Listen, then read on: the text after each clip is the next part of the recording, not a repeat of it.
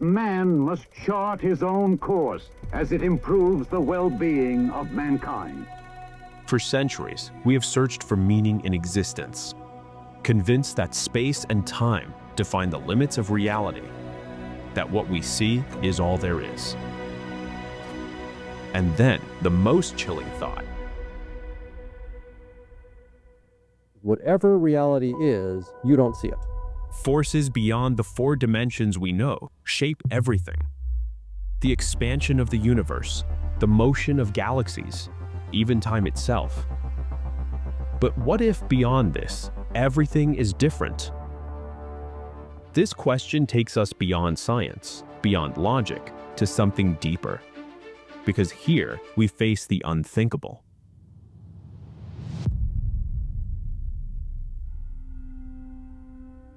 Since ancient times, humanity has struggled with the nature of the cosmos. The Babylonians charted the heavens with meticulous precision. They believed the sky to be a great dome over the earth. The Greeks considered the notion of multiple worlds. Philosopher Anaximander proposed that the cosmos was boundless, and that this universe was filled with infinite universes beyond our own. And in 9th century Iraq, philosopher Al-Kind introduced the idea of infinity beyond. The universe may extend beyond what we perceive, and hence, reality might not be confined to what is observable. Fast forward to this century, our understanding of the universe has expanded. I mean, quite literally. We all know that the cosmos is not static. It is growing and stretching outward at an increasing rate. Let's do a little experiment. If you look up at the night sky, you'll see a vast and seemingly infinite expanse of stars, planets, and galaxies. They all commonly stretch across a void, like this one, for example. The void's isolation makes it significant because it represents an extreme deviation from the large-scale structure of the universe. Is this just a statistical anomaly, or is there something deeper here? Anyway, let's not get sidetracked. As we've already covered in past Beyond Ideas episodes, this expansion of the universe was attributed to Edwin Hubble in the 1920s. It led to the realization that the universe had a beginning, a moment of expansion known as the Big Bang. And so the question becomes, what is causing this accelerated expansion? Inflation is a twist on the Big Bang theory that attempts to describe what I sometimes refer to as the bang of the Big Bang, what it is that set the universe into this period of gigantic expansion. For years, the leading explanation has been dark energy. It is an unseen force that makes up nearly 70% of the universe. I mean, if we think of the total energy density of the universe as a full chart, then 70% of it is dark energy, 25% is dark matter, and only 5% is ordinary matter like the stuff we actually see in the visible universe. Now, what if dark energy isn't coming from within the universe, but is instead the effect of something outside pulling on it? Imagine a balloon expanding. The usual idea is that someone is blowing air into it, making it bigger and bigger.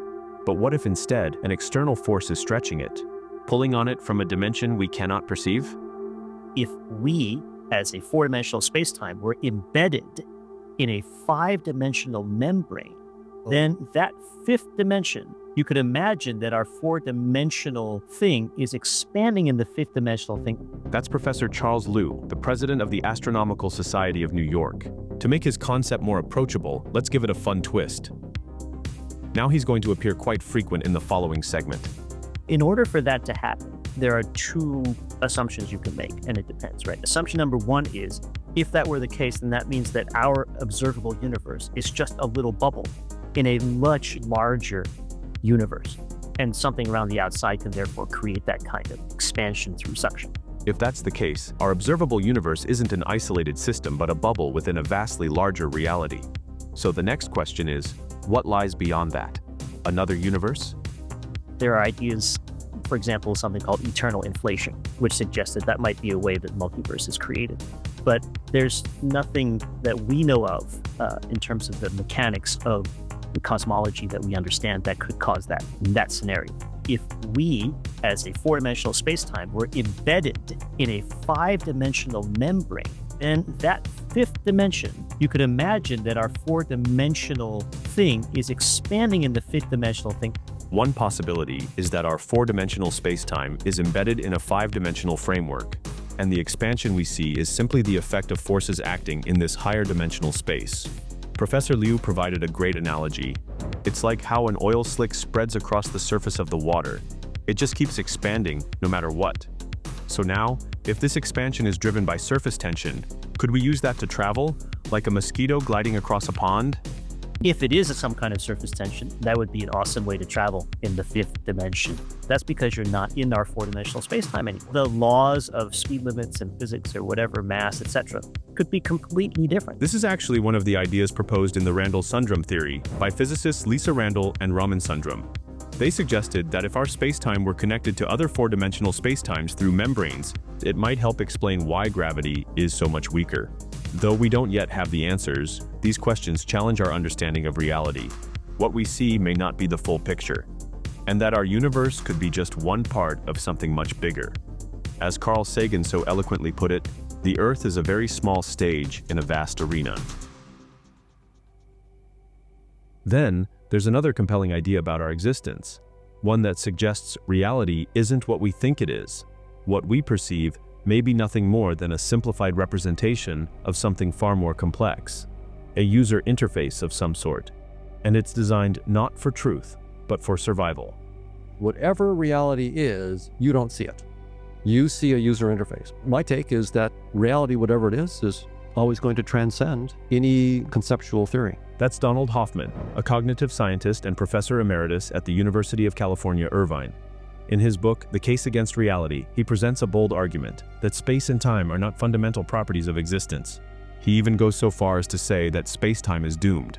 Physicists are saying space-time is doomed. There's no such thing as space-time fundamentally in the laws of physics. He put out a great analogy that really resonates with me. It is just like how a computer user sees an organized desktop. But we all know that at its core, the computer in front of us consists of raw electrical activity, circuits, and different voltages. So in the same way, our perception of reality may just be a front-end interface. And beyond that, a more complex nature of existence could be hidden. In fact, the way I think about it is they're there to hide the truth because the truth is too complicated. It's just like if you're trying to, use your laptop to write an email, right? What you're doing is toggling voltages in the computer. But good luck trying to do it that way. The reason why we have a user interface is because we don't want to know that quote-unquote truth, the diodes and resistors and all that terrible hardware. If you had to know all that truth, it would, your friends wouldn't hear from you. In other words, the world we experience like objects, colors, sounds, isn't reality itself, but a mere illusion shaped by evolution to help us survive. So if our perceptions don't reveal the true nature of reality, then what does? And what lies beyond this interface we rely on? To fully grasp this concept, let me bring you up to speed on the historical context. For centuries, deep thinkers believed that earth, air, fire, and water were the fundamental elements, that everything was thought to be composed of them. Then came the periodic table, which revealed a deeper truth, that these classical elements weren't fundamental at all. Earth, for instance, wasn't a single entity, but a mix of elements like silicon and iron. Then we went even deeper. Elementary particles like quarks, leptons, and gluons are the building blocks of the standard model of physics. And so the periodic table was great for chemistry, but it's not for uncovering the most basic structure of our reality. And now, we've explored the idea that space-time itself is doomed. According to Professor Hoffman, quarks, leptons, and gluons aren't the final answer. They're just representations of space-time symmetries. And so if space-time isn't fundamental, then everything we built on it is on very shaky ground. When you get all the way down in that direction, what you've gotten down to is not fundamental reality, just the irreducible representations of a data structure. So you're always stuck inside the data structure, not to a deeper understanding of what's beyond space-time. What we'll find is that as we step outside our little space-time bubble, we may encounter utterly alien forms of conscious experience, ones we might not even be able to comprehend. Think about it this way. If I asked you to imagine a color you've never seen before, what happens? Nothing, right? Your mind goes blank, and that's just one color. Interestingly, we know that some people already experience colors most of us never will. Researchers like Kimberly Jamison have studied women with tetrachromacy. This is a rare condition where they have 4 color receptors instead of 3. Evidence suggests they perceive an entirely new dimension of color that the rest of us simply cannot imagine. These women are apparently living in a world of color that no man can imagine them, and yet they're real color experiences. Now take that concept further, infinitely further. Imagine forms of consciousness where every aspect of experiences is alien to us as a new color. These are possible varieties of conscious existence. They're real and yet completely beyond our understanding. There's one important key point that he brought up in the book. It's the idea that perhaps we were shortchanged by evolution and lack the concepts needed to understand the relationship between brains and consciousness. Like cats can't do calculus and monkeys can't do quantum theory, so why assume that Homo sapiens can demystify consciousness? In his word, perhaps we don't need more data. Perhaps what we need is a mutation that lets us understand the data we have. Professor Hoffman really explored this radical departure from the conventional scientific view, which we all know it assumes that consciousness arises from matter. What he argues instead is that what we think of as physical reality emerges from a vast network of conscious agents, a sort of interacting systems of awareness that form the true foundation of existence. Let's take a look at two practical cases. If you look at these pictures, would your conscious experience interpolate what the combination of them would be? Or if you take a familiar face and slowly add noise, at what point would you be able to tell that the picture no longer looks like human? This ability to intuitively grasp patterns might be at the very core of consciousness itself. So it's not just about computation, it's perception and a deep sense of understanding. But then how do we train ourselves to recognize deeper patterns, to think more critically about the structures that shape intelligence? It turns out, engaging with these kinds of puzzles can help refine the very skills that make us aware of the world in the first place. And that's why today, we're partnering with Brilliant for this video. It helps you get smarter every day with thousands of interactive lessons in math, science, programming, data analysis, and AI. Like this one, for instance. How do you even balance the whole system? Seems kind of tricky, but we can focus on this small section first. This right piece needs to be 3 times as far from the center since it's only a third of the weight of the left one. So it's like this. After that, this whole thing should be 4 on 4, on the same distance from the center. Just shift this 1 unit left, and there you go. So while you're learning real concepts, you're also training yourself to become a better thinker. Visit brilliant.org/beyondideas or scan the QR code on screen to try everything it has to offer. Everything for free for a full 30 days. You'll also get 20% off an annual subscription. Our team at Beyond Ideas highly recommends it. Let's get back to our discussion on the different types of consciousness with Professor Hoffman. The standard approach to consciousness is to figure out what complicated systems of matter with the right functional properties could possibly lead to the emergence of consciousness. Those who say, for example, that consciousness arises from orchestrated collapse of quantum states of microtubules in neurons. Or integrated information theory. Again, you start with something physical, and if it has the right kind of functional properties, then you have consciousness. You can be a panpsychist. You might say, in addition to particles in space and time, those particles are not just matter, they also could have, say, a unit of consciousness. There are many, many theories about consciousness, and each of these offers a radically different answer to the same question. Today we're going to focus on 3 of the most well-known and widely debated. We'll start the first one with dualism. Imagine yourself sitting alone in a quiet room, thinking about a moment from your past. Maybe a conversation with your piano teacher, or the place where you met someone special in your life. The room is very much physical. You can touch the walls, feel the chair beneath you. But what about your thoughts? They feel different, right? I mean, they're not made of wood or metal, intangible. This is the core idea behind dualism, the belief that the mind and body are separate entities.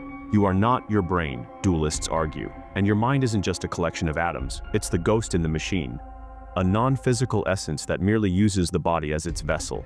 There are physical things, like tables and chairs and bodies, and there are mental things, like minds, people. But dualism faced a major problem. If the mind and body are separate, then how does the mind control the physical world? Like when you decide to lift your hand, what actually makes your neurons fire? And that seems like a dead end. No one could provide a clear answer to this. Eventually, it became known as the interaction problem, and it's one of the biggest reasons people began to doubt dualism. Over time, the idea of a ghost in the machine lost ground, and a new way of thinking took its place. It's one that saw consciousness not as something beyond the physical, but as something built from it. Physicalism. If mind and matter are not separate, then perhaps the mind is just an illusion. So physicalism is the idea that consciousness is not some ghostly essence, but a mere byproduct of the brain. Fundamentally, that's what reality is like. It's physics, physical particles, physical things. Physicalists want you to think of your brain as a supercomputer.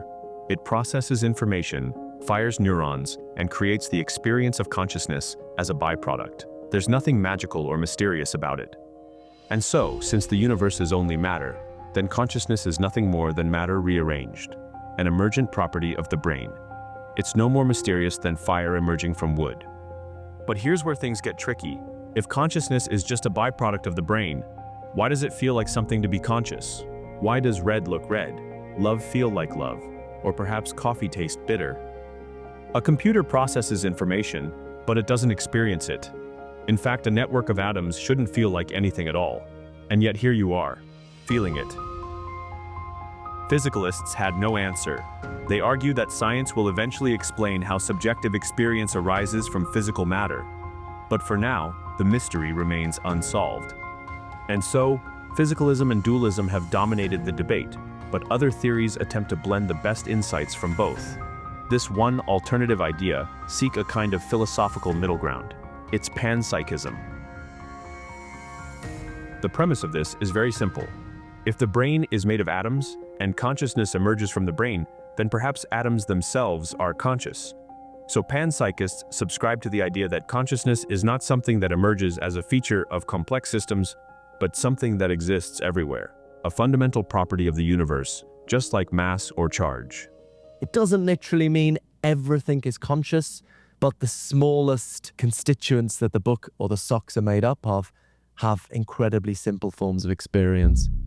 According to panpsychists, the complex consciousness we experience as humans is just a more sophisticated expression of a universal property. So you need to think of consciousness as an ocean, and that each particle, no matter how small, contains a drop of awareness. But that doesn't mean panpsychists have all the answers. They too face significant challenges. One specifically is the combination problem. How do these tiny drops of awareness combine to form the unified experience we call consciousness? Our conscious experiences seem smooth and unified and homogeneous. When you have a visual experience, it looks perfectly smooth. So how can you derive the smooth conscious experience from little bits of proto-consciousness? So that's the combination problem. These questions remain open, yet panpsychism presents a compelling middle ground between dualism's mind-body divide and physicalism's purely physical view. And it raises a profound possibility. If consciousness is a fundamental property of the universe, could that mean the universe itself is conscious? That it thinks, dreams, and perhaps even reflects on its own existence? Sounds pretty peculiar, doesn't it? The idea that consciousness might be woven into the fabric of reality itself. Yet in our everyday lives, we navigate the world through tangible means. Like you need eyes to perceive visible light, ears to detect sound waves, and so every interaction with the universe is filtered through a practical interface. But there was a time when physics wasn't about equations and measurements. It was more of a metaphysical pursuit, a philosophical attempt to grasp the nature of existence itself. Now, linking the universe with some sort of metaphysics is something that has been done since the very beginning, until such time as there was a true separation between empirical science and metaphysics. It was called natural philosophy, until people like Galileo said, you know what, I don't think we should really mix how beautiful is a tree or how righteous is a star. Let's just talk about the tree and the star, and then worry about the philosophy separately. In fact, Newton's most famous book Principia wasn't just about physics. It was formally titled Mathematical Principles of Natural Philosophy. This reflects an era when exploring the laws of nature wasn't separate from philosophical aspect. But philosophy didn't just shape the foundations of science, it also shaped how we think. It's in our nature to search for meaning and try to find patterns. From the moment we're born, we spend our lives anticipating the future. Back a few thousand years ago, it was really about predicting where the lion will move, so we can run the other way. Nowadays, it's more like predicting when the stock market will go up so we can invest. Have you ever dreamed of making a slam dunk in a basketball game, and then a few days later you have the exact same experience happen in real life? The brain is a prediction generator. So could it have been that your brain, in its generation of predictions, which dreams to some extent are, right, go on and had so many predictions in your lifetime, just that one random one came true just by chance. Apparently, we humans adjust our memories backward. Every time we remember something, our brain recreates the memory. But sometimes people end up misremembering, not on purpose or to lie, but simply because their brain has actually shifted what they thought was really from the past. Your brain set it up so that thinking back to the dream, it wound up matching the two pieces and getting them confused. It is possible. But what if these patterns aren't just tricks of the mind? All we have to do is look at the little clues around us. We see repeating patterns. A river delta mirrors the veins of a leaf. The way neurons connect in the brain resembles the filaments of a cosmic web. Even the spiral of a galaxy echoes the structure of an atom. It's as if nature keeps using the same blueprint, scaling it up and down from the microscopic to the infinity of the cosmos.